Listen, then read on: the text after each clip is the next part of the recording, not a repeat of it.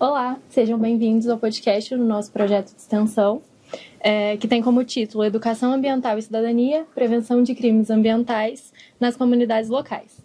Eu sou Lavínia e, junto com o Caio, nós vamos conversar sobre um tema que está na atualidade, que são os crimes ambientais. Bom, e para este bate-papo a gente trouxe o doutor, professor e advogado Dr. Pedro, com especialização em crime ambiental. De antemão, já queria agradecer pela disponibilidade de você, com todo o nosso grupo. E seja muito bem-vindo, Dr. Pedro. Bom, muito obrigado pelo convite. Espero poder, nesse bate-papo, esclarecer e contribuir na formação de todos os alunos. Com certeza. Antes da gente dar início, eu gostaria que agora você se apresentasse, contasse um pouquinho sobre você, sua formação e suas atuações na área jurídica. Ok. Meu nome é Pedro Arruda Júnior, eu sou advogado, formei em 2010, sou especialista em ciências penais pela Universidade Federal de Juiz de Fora, também sou mestre em Direito pela Escola Superior do Helder Câmara, que é uma escola muito tradicional de Belo Horizonte na pesquisa ambiental, então é um mestrado com linha de pesquisa em sustentabilidade, e também sou doutor em Direito pela Universidade Federal Fluminense, lá em Niterói, e, por fim, junto com o doutorado, eu também cumpri o curso técnico em meio ambiente pelo Instituto Federal do Sudeste de Minas. Então, eu trabalho tanto na parte da advocacia como da docência desde 2010. Então, estou aí com 15 anos de jornada, tanto de sala de aula quanto de escritório. Trabalho muito com a questão de multas ambientais, de cuidados e acompanhamentos de processos de natureza ambiental, que é uma área muito específica do direito, mas é uma área muito importante. E eu sempre busco trazer aí a melhor solução possível, porque é uma área muito, muito específica, que ela não é condensada numa única legislação, como o Código Civil, o Código Penal. A gente tem muitas leis esparsas, e aí eu tento trazer para os meus clientes e para a sala de aula as discussões mais modernas dessa área. Sim. Ok, doutor, então, para começar, o que significa educação ambiental no contexto jurídico e qual que é a importância dela para a cidadania em si? Então, quando a gente fala em educação ambiental, vale a gente destacar que é uma formação plural. Ela é uma formação de valores que vem da família, ela é uma formação também técnica promovida pelas escolas, mas quando a gente traz essa temática, educação ambiental, é importante a gente destacar que todos têm uma parcela de contribuição, tanto o Estado, quanto a família, quanto a sociedade, considerando aí que a gente busca, através desses valores, dessa educação ambiental, conseguir conscientizar melhor a sociedade para que a gente possa ter um futuro melhor. Sim, isso é muito importante. Inclusive, a gente conseguir ter um futuro melhor, principalmente nos dias de hoje, Eu queria saber agora quais são os crimes ambientais mais comuns que costumam ocorrer nas nossas comunidades locais. Se a gente for tomar pelo cenário bem local, a gente tem muita prática de crimes aí, seja de contaminação ou de desgaste ambiental como um todo, seja crimes contra a fauna, crimes contra a flora e principalmente de poluição de ar, recursos hídricos. A gente tem aqui na nossa região um impacto ambiental negativo muito forte com a contaminação de recursos hídricos. Então, não é uma realidade somente do município de São João del Rei, mas como toda a nossa região. A gente tem aí a vinculação com a parte industrial e acaba tendo um pouco de contaminação de recursos hídricos. E a gente sabe que a água é um bem jurídico de domínio público, mas que possui um valor econômico, porque a gente não consegue viver sem a água, a água potável, assim dizendo. Então, a gente tem aí uma fiscalização um pouco mais enrijecida quando é essa temática, mas a gente também encontra outros crimes num cenário macro, olhando aí, por exemplo, o estado de Minas Gerais, a gente tem muito com a questão de fauna silvestre, com a questão também do desgaste proveniente da mineração. A mineração, especificamente, ela é um setor extremamente importante, mas frágil. A gente viu recentemente aqui em Minas Gerais quantos acidentes de rompimento de barragem nós tivemos. Mas, ao mesmo tempo, a gente tem a expressividade econômica dessa área. Então, fica difícil também para o Estado ele regrar tudo isso, considerando que é importante economicamente para a sociedade e, ao mesmo tempo, ela desgasta o meio ambiente. Porque existem algumas atividades que elas desgastam o ambiente de maneira negativa e é previsível. Por isso que a gente tem, dentro da legislação, o estudo de impacto ambiental que são os estudos técnicos feitos aí pelos engenheiros, toda a parte técnica, e a gente tem o relatório de impacto, que seria uma tradução para a sociedade, o que seria esse impacto, que isso ia causar efetivamente.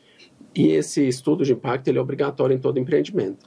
E, por vezes, a sociedade ela fica meio ou afastada ou sem o conhecimento, e aí entra a educação ambiental das pessoas como um todo.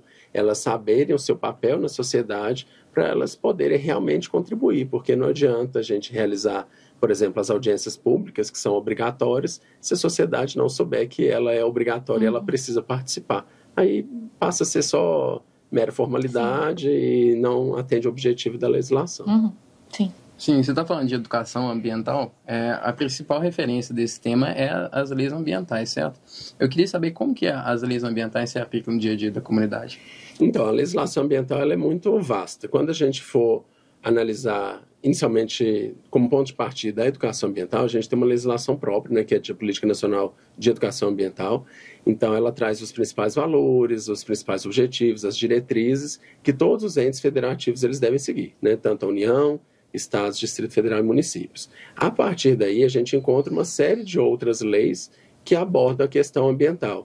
E por isso que, às vezes, as pessoas se confundem um pouco na hora de aplicar, considerando que é possível, por exemplo, a gente ter uma fiscalização de ordem municipal, de ordem estadual e de ordem federal. E, nesse ponto, a gente encontra essa necessidade de entender um pouco mais.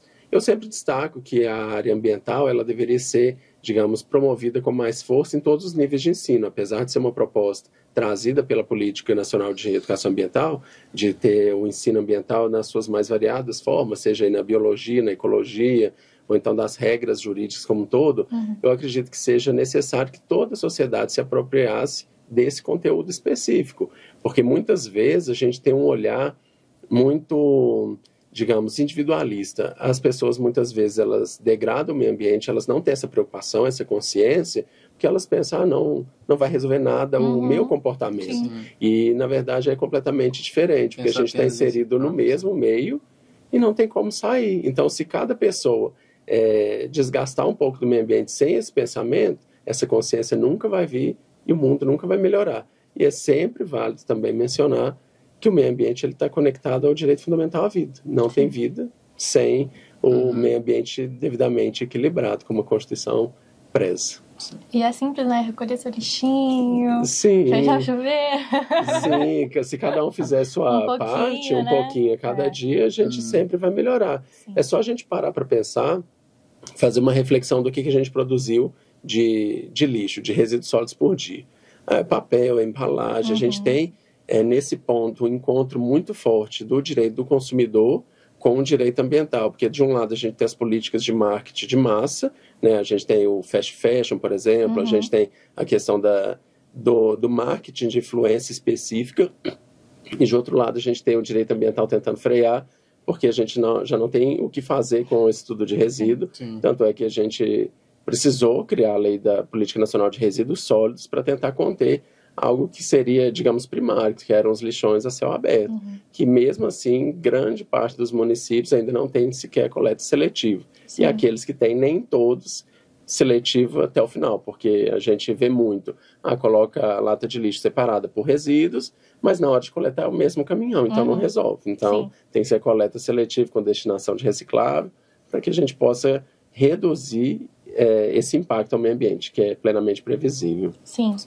e muitas das vezes a própria população não conhece seus direitos e seus deveres ambientais. Sim.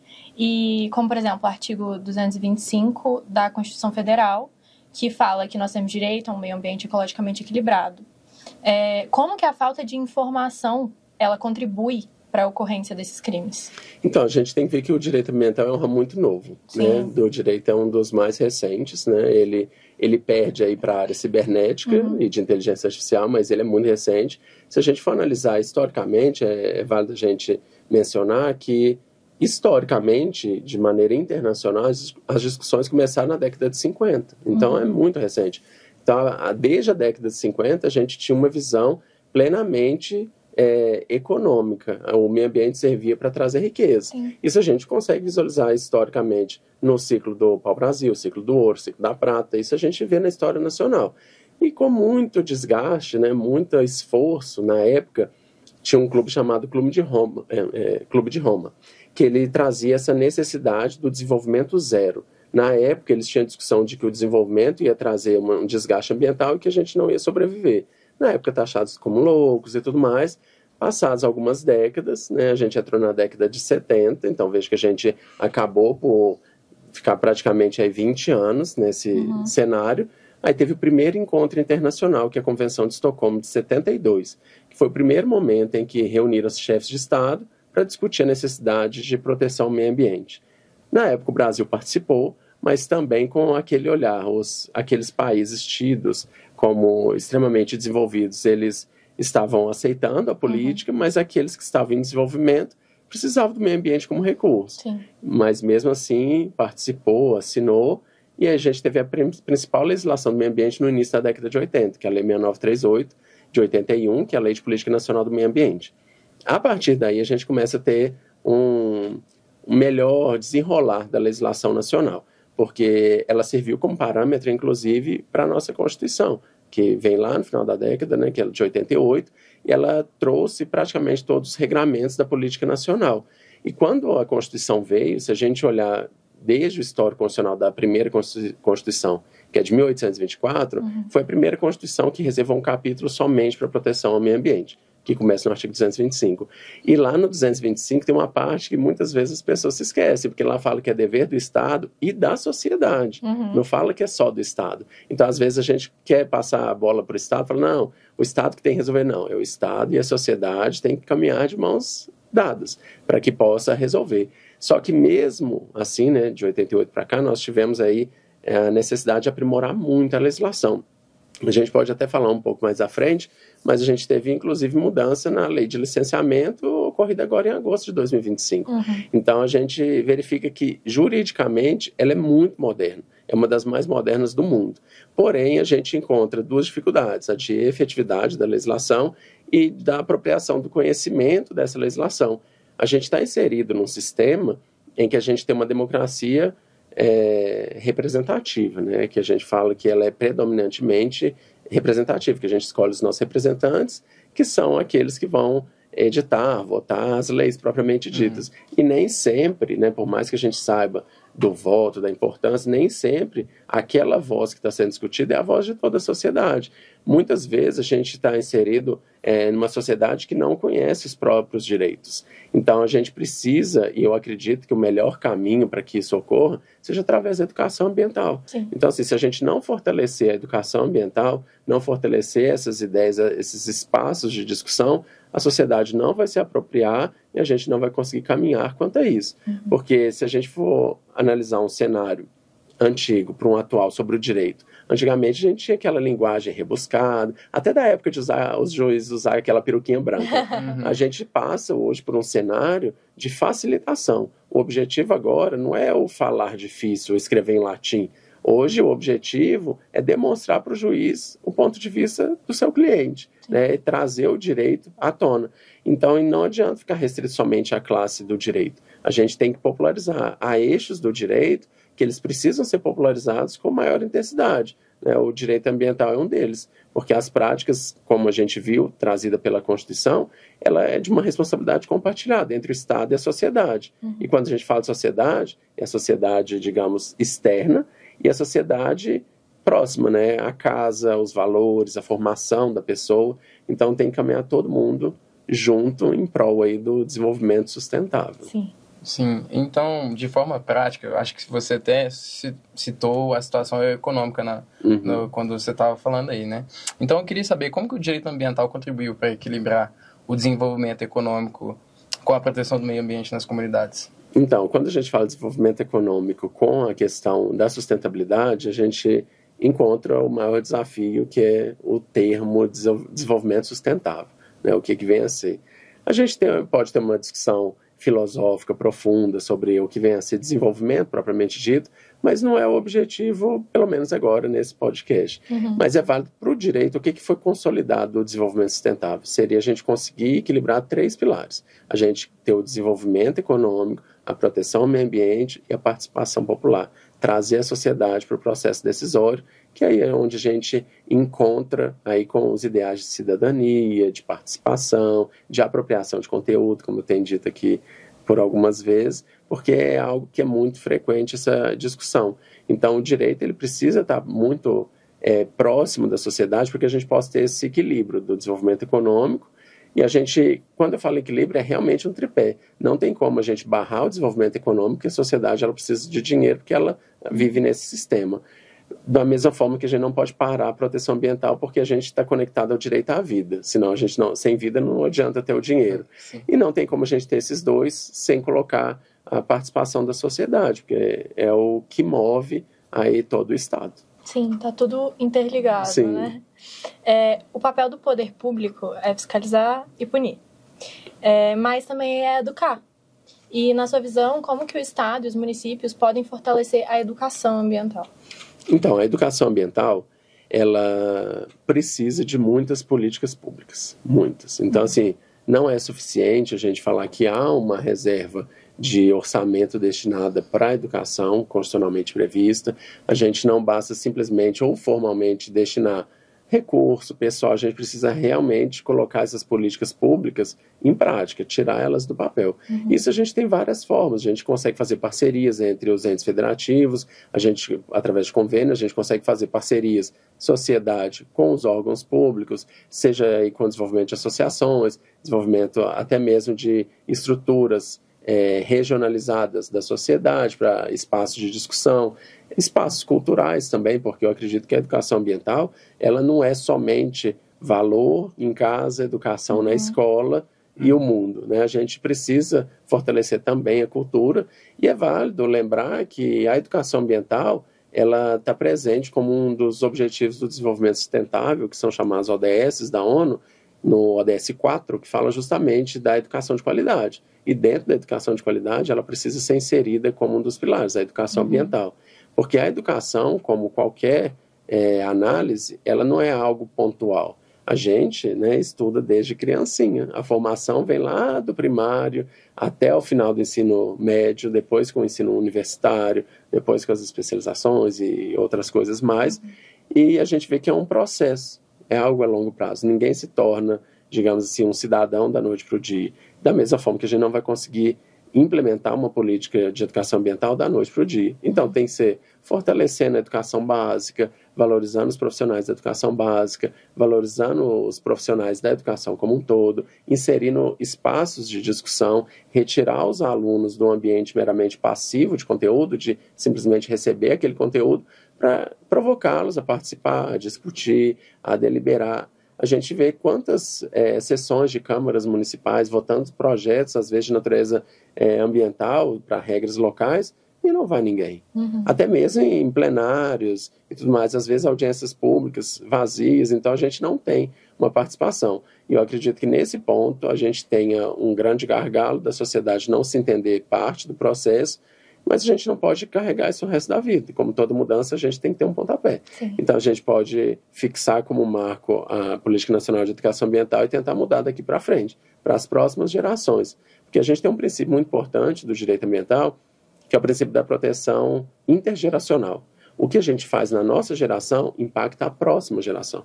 Então, é importante a gente implementar ou tentar fortalecer a cada dia a educação ambiental na nossa geração, para que ela se torne melhor nas próximas, né? E se aprimorando para a gente chegar a um bem comum.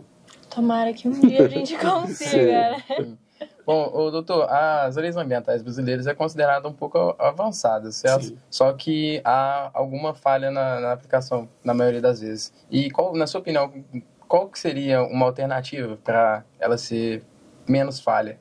Entre as, a gente pode dizer assim, né? Que igual ela é bastante avançada, porém nem todo mundo tem ciência ou entendimento dela, né? E também quais os maiores obstáculos, né?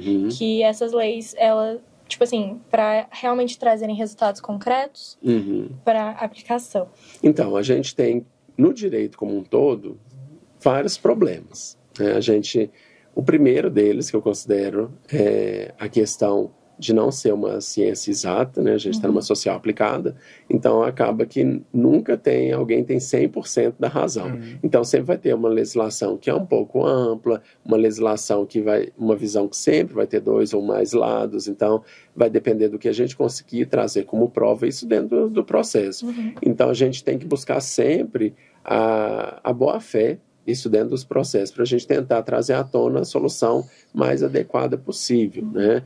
Mas quando a gente analisa o sistema, a gente também verifica uma grande sobrecarga em todos os órgãos, não só do judiciário.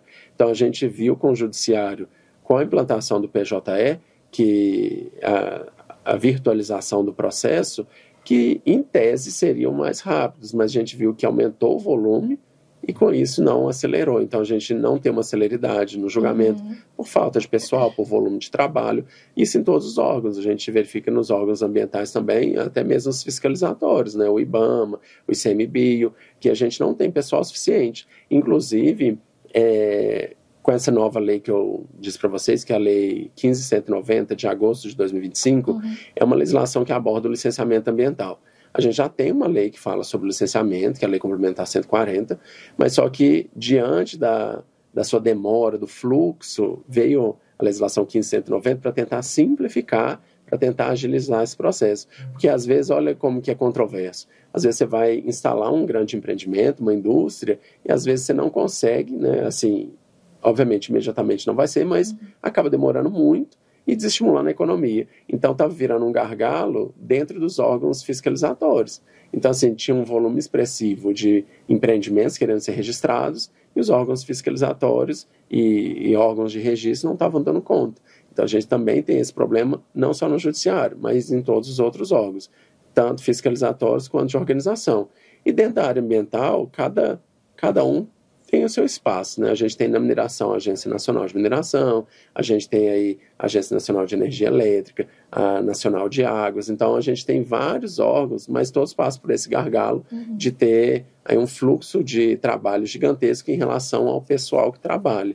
E fora isso, né, a gente encontra a dificuldade da falta de conhecimento, né? Por vezes as pessoas buscam seu direito, mas a gente fala que sempre há uma faixa de pessoas que se sintam lesados, que não buscam o judiciário ou algum acompanhamento jurídico para resolver o seu problema. Às vezes simplesmente deixa para lá e por isso a gente tem aí essa bola de neve que muitas vezes a gente não consegue caminhar, não consegue evoluir por conta desses problemas. Mas isso não pode ser também obstáculo, a gente não pode acomodar, a gente tem que buscar outras soluções. Por isso que entra na resposta em relação ao primeiro questionamento. Nós temos outras formas, né, que a gente chama de justiça multiportas, que tem crescido a cada dia, né? Seja a mediação, a arbitragem, a gente tem vários mecanismos que inicialmente eram chamados de soluções alternativas, mas que o adequado seria da própria justiça multiportas. A gente não tem uma única porta para solucionar o problema, a gente tem várias. Então a gente precisa reconhecer essas outras formas de solução de conflito para que a gente possa desafogar o aspecto formal do judiciário e outros órgãos, para que as coisas elas fluam de maneira mais fácil. E um dos objetivos dessa lei 15.190 foi facilitar, é uma lei que ainda é criticada, né, lei muito recente, pelo fato de estar dispensando licenciamento de alguns empreendimentos, mas existem empreendimentos que o impacto ambiental é muito reduzido, e não justifica entrar numa fila em que aquele empreendimento, o dano dele é mínimo. Todo empreendimento gera dano, mas a gente tem que colocar numa balança aquilo que ele traz de benefício e aquilo que ele traz de desgaste que a gente possa, de alguma forma, recuperar. Sim.